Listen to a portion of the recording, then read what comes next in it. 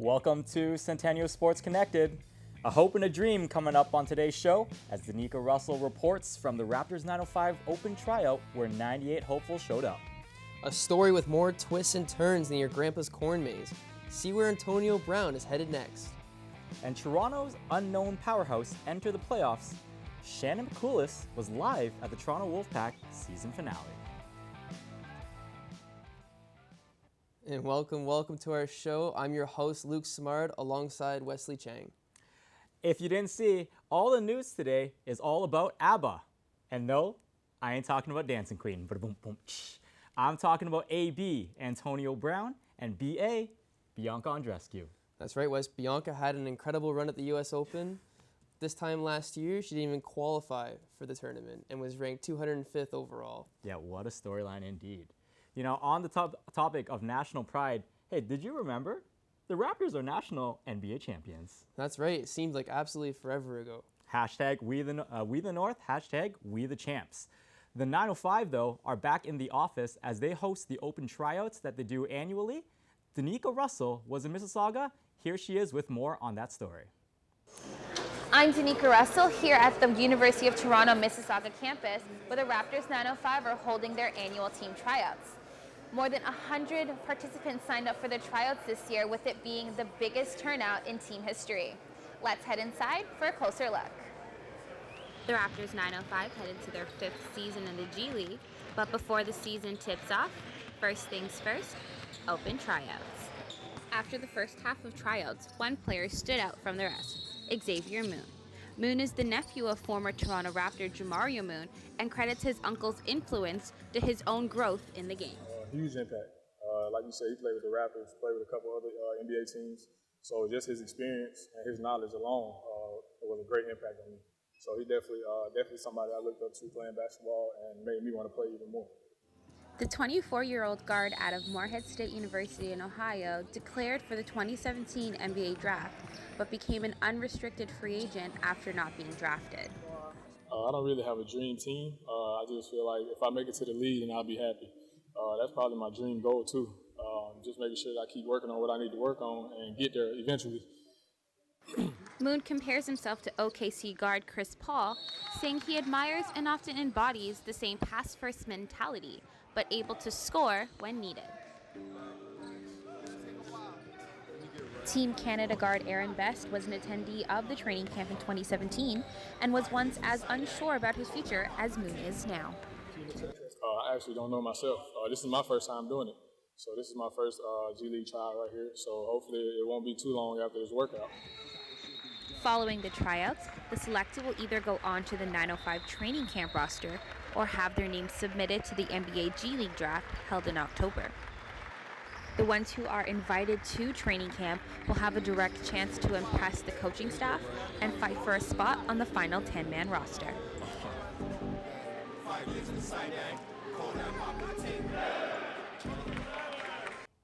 With the Pan Am Swimming Championships kicking off this week in London, England, many hopeful Canadian swimmers will be looking to secure their place at the 2020 Tokyo Olympics. Now, London is known for its extensive history and unique tourist attractions, but our very own Tom Stewart and Pete Borkowski dive deep into the pool and bring us 5 things to know about the 2019 Pan Am Swimming Championships. 5 things you need to know about the Paraswim World Championships. The host venue for the 2019 Paraswim World Championships is that big guy right behind me. That's the London Aquatic Center, and it was built back in 2012 to serve as the home for swimming for the 2012 London Olympics. You might remember the 2012 Olympics as the lackluster appearance for Michael Phelps when he only won 4 golds and 2 silvers. Since then, it's been the de facto home of British swimming, who is now celebrating their 150th year of existence in 2019. The meet may have landed in London, but the decision was only announced in April of this year, some 5 months ago. Initially, the Paraswimming World Championships was intended to be held in Kuching, Malaysia, before concerns about discrimination were raised and the meet was forced to be moved. London, with a well-prepared stadium, stepped up to the task. It's no surprise that London, England was chosen to host the 2019 Paraswim World Championships, being one of the most diverse cities on the planet. 650 participants from 80 countries will compete in 162 races over this 7-day span. The Canadian para swim team will be looking for a bounce-back performance this year in London after a truly disappointing 2017 World Para Swimming Championships. 2 years ago, Canada failed to reach the podium, despite a very strong performance a year earlier at the Rio Olympics. This time around, Canada is sending their A-team, hoping that at least one, if not more, if not many Canadians can bring home some hardware for the Great White North. For several Canadian swimmers, this week marks the last opportunity to punch their ticket to the 2020 Paralympic Games in Tokyo. The 2019 Para Swim World Championships is the last major event before the big game. It makes it that much more important for our Canadian swim team.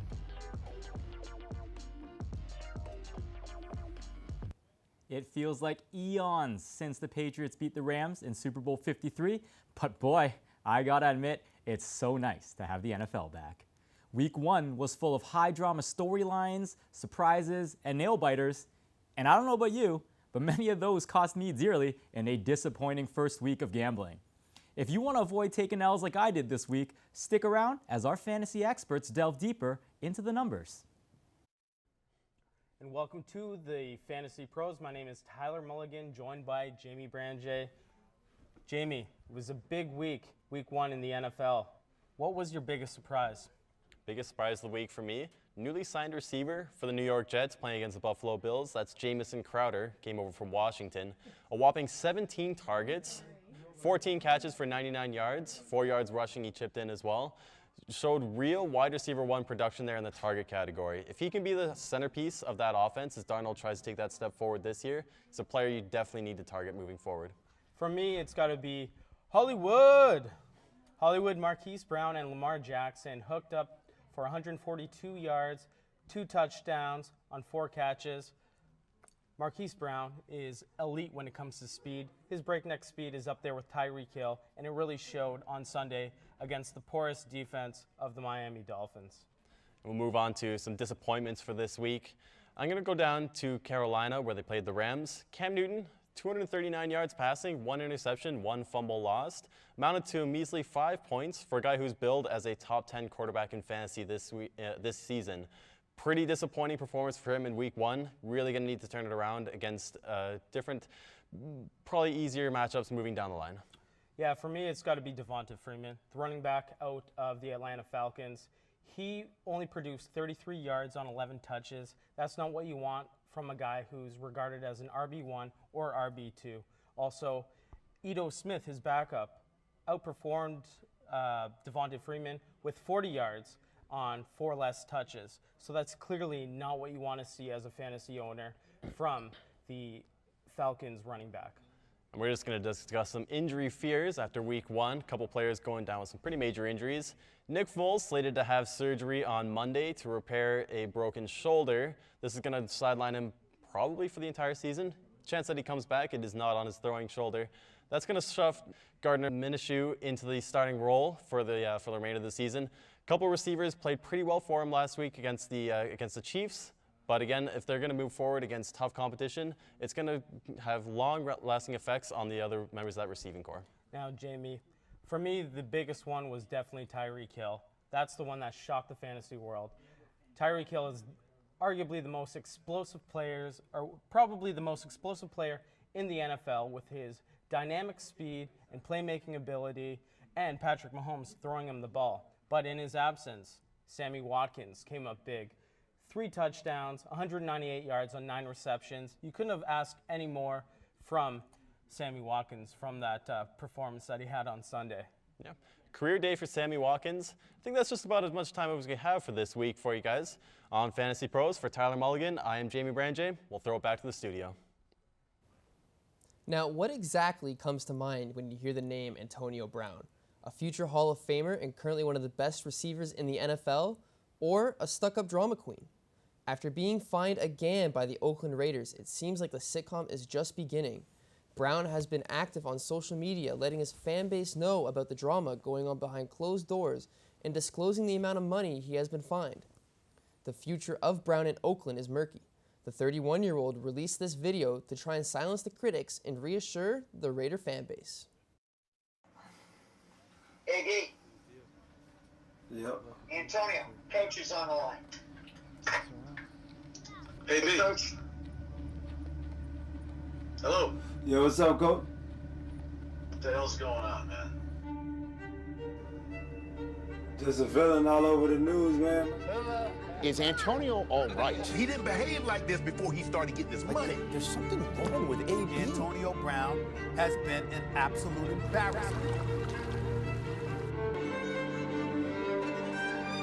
Let me ask you this, do you want to be a Raider or not? I've been trying to be a Raider since day one. I don't know why it's a question of me being a Raider. Like, you guys want me to be a Raider. A future Hall of Famer indeed, with Brown posting impressive career numbers. In just 130 games, the ex-Steeler made 837 receptions, accumulating 11,207 yards. His catch percentage was 65.6% with 74 touchdowns. In case you missed it, Toronto's very own rugby league squad, the Wolfpack, have been dominating in the Betfred Championships, having won 25 of their first 26 games. The transatlantic Wolfpack have been flying out to Europe all year, kicking butt and taking names across the pond.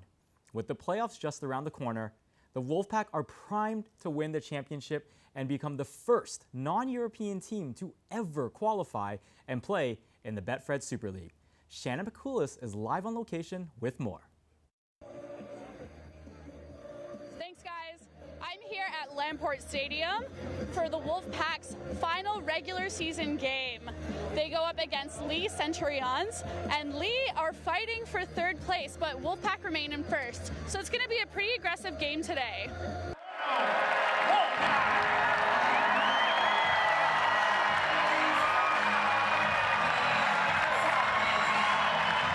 Do you think that the Wolfpack have what it takes to make it into the Super League to get that promotion? Yeah, you know, there's still 2 games to go, so I don't want to speak too much about what's coming, but we believe in ourselves, and you know, we're training hard and we're doing everything we can to push for that. And the boys last year had a couple of games against Super League teams and showed that they were up to the standard. So yeah, we're quietly confident, but like I say, there's still a bit of work to do yet. How do you think the Wolfpack are going to do in the playoffs? You know, I think they're going to beat everybody, and they're not just going to beat them, they're going to do it convincingly. As you can see from today's scoreline at halftime, we're already pretty much destroying them, and I think we're just getting started. How important is the bye week for you guys going into the playoffs?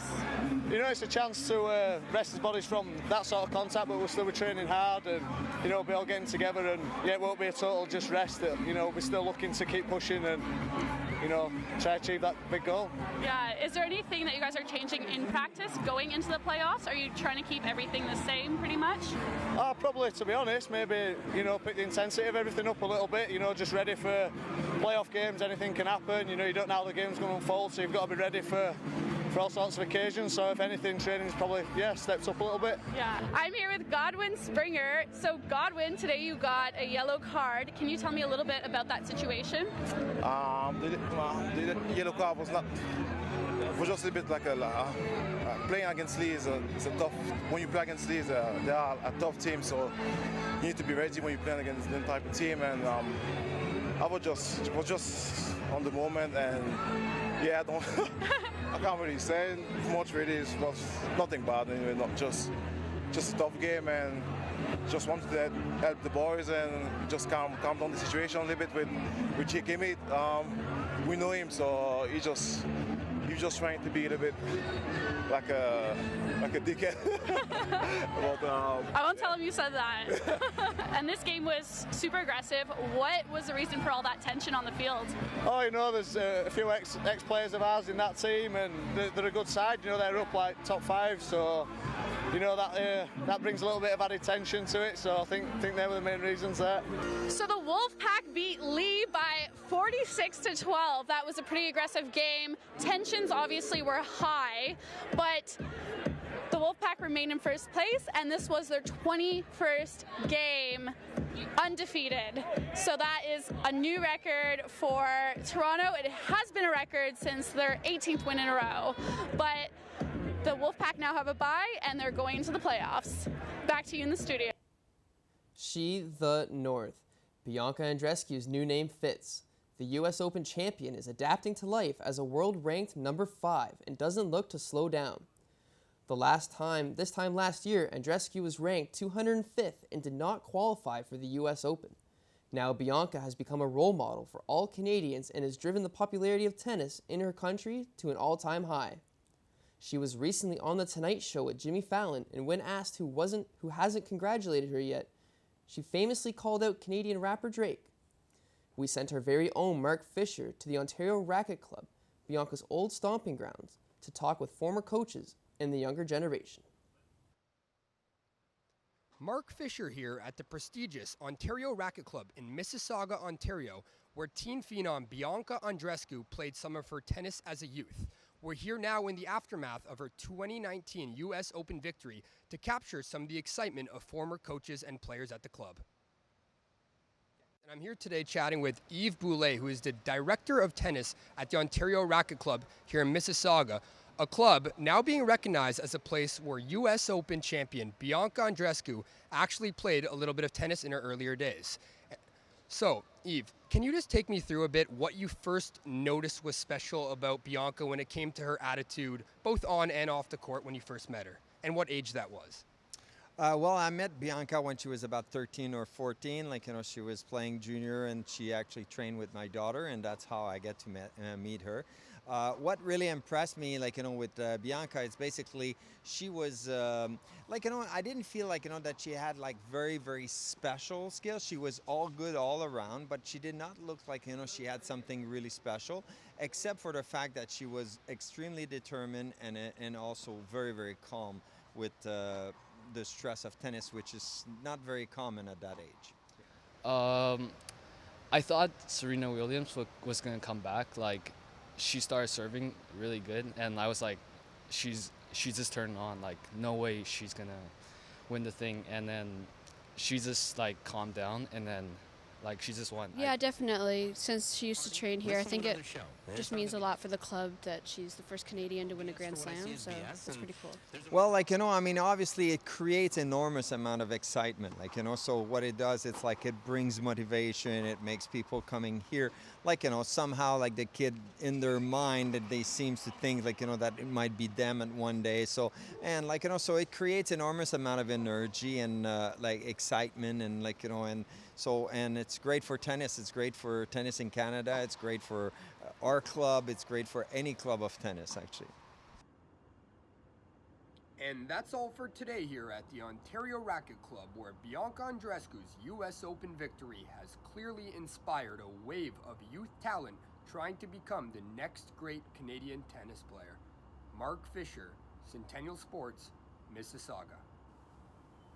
It's hard to assign a letter to the national basketball team in China, as they've officially been knocked out of the running for an Olympic berth. This is certainly not Canada's A squad, but does it even qualify as their B team? C? With more on their struggles, here's Ryan MacEachern and Alejandro Gaitan. All right, so shifting focus now, I want to talk about the most recent FIBA Basketball World Cup in China and Canada's less than spectacular showing. Alejandro, what went wrong for the Canucks? Well, they had the toughest group, so we knew that before the tournament. Australia and Lithuania, they were candidates to make it to the medals. But the problem became the day that 14, 15 NBA players decide not to go with the national team, including Kelly Olynyk, for example, who had to renounce just because of an injury on the Slept on a wet floor, Yeah, that was the first game Canada played with Nick Nurse. That was the moment when Canada knew they wouldn't make it even to the second phase and not even to the Olympics, which was the goal for this whole tournament. And I think it's tough too. Not only are they a team that's shorthanded, with the star talent they could have, but they're facing off against these countries, these international programs that have been playing together their entire, or almost their entire professional lives, like Australia, Lithuania. These are a collective of people who have chemistry that's already built in, and Canada had to overcome not knowing each other's playing styles and also coming a little bit under advantage when it comes to talent and skill. Yeah, it's not only about experience, it's what you say, experience playing together. Australia, they've been together for a while. They don't have Ben Simmons, but he hasn't played yet with Australia, so that will be an upgrade, but still they don't know how to play with him. Same for Lithuania. They have made some changes on the roster, but still the same team together. So it was really hard for them to beat both teams, and you see Australia is one step from the semifinals. So I want to ask you real quick, what needs to happen for Canada here? Of course, they're out of this. Olympic contention is now up in the air. They have another shot, though, right? Yeah, they have another shot. They only have to win one of the three pre-Olympic qualifying tournaments. It sounds easy. There's going to be 24 teams fighting, so you only have to win one. There's only 3 more spots, as this tournament gave away all the spots except the Japan one. And they're going to have to fight against, I don't know, Giannis Antetokounmpo, Lithuania, again, Luka Doncic, Kristaps Porzingis, even Dario Saric and Croatia. It's going to be hard, but Canada has enough players to do it. All right, and real quick before we go to break, what are 2 or 3 things that Canada needs to do to qualify for their first Olympics since the year 2000? They need to convince the players that this program is serious, is deep, and get players involved like Kelly Olynyk or Corey Joseph. They need to start working together. I don't know, during breaks, maybe the All-Star weekend, something like that. Build that national pride, passion. Exactly, that's something that Europe does a lot, or even Argentina. And the third thing, just go serious. Like, they hired Nick Nurse a month and a half before the World Cup or before everything started. That's not how a national team should work. That's something that United States can do, but Canada is not ready to fight against the United States yet. Right. Of course, tough sledding ahead for the Canucks here as they now have to battle their way into Olympic contention. If they do qualify, it will be the Canadians' first Olympic basketball since the year 2000. What polarizing stories for Canadian sports this week. The FIBA results have obviously been disappointing for the team, but then you got Bianca Andreescu doing what she's doing. Now that she's ranked 5th in the world, has a Grand Slam under her belt, what do you think, Luke? At 19, is she already the greatest ever Canadian tennis player? That's right. Well, if you were to ask me this question during the Rogers Cup, I probably would have said no, just because Serena Williams withdrew to injury. But after seeing the dominant performance that she put on at the U.S. Open and seeing the resilience of coming back in the second set, it really shows you that she is possibly the best Canada's ever seen. I'm going to have to agree with you there. She definitely has earned that title. But that's all the time that we have today here for Centennial Sports Connected.